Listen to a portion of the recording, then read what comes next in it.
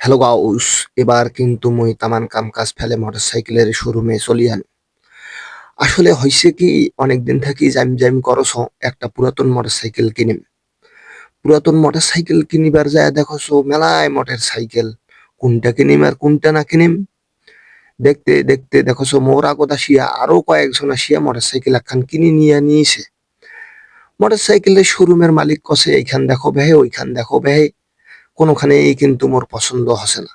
মোর পছন্দ কিন্তু মনে থাকি মনে মনে করি গেছো বাড়ি থাকি যে একটা ছোট একটা মোটরসাইকেল কিনিম, যেটাত করি মুই অল্প টাকায় বেড়াইম আর নানান ধরনের ভিডিও করিম, ছবি তুলিম, পোস্ট করিম ইত্যাদি।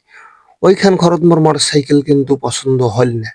পরে চলি আনু ওইখান শোরুম থেকে আরেকখান শোরুম আসিয়া দেখছো মোটরসাইকেল হেলিয়া দুলিয়া চড়িয়া, এখানেও কিন্তু মোর সহজে পছন্দ হসে না। মালিক এসিয়া কছে এইখান তোমার কিন্তু পছন্দ হইবেই বেহি, তোমরা চড়িয়া ভালো করে দমকে দামকে দেখো। তারপর মালিকের কথা ধরিয়া মুই চরুনু, ধুমকে দামকে দেখুনু, আসলে মজায় পাচ্ছ না। মোর উদ্দেশ্যটা যে পূরণ হইবে না সেটা কিন্তু মুই ভালো করিয়াই বুঝছ। তারপরে এইখান গাড়িও কিন্তু মোর পছন্দ হল না।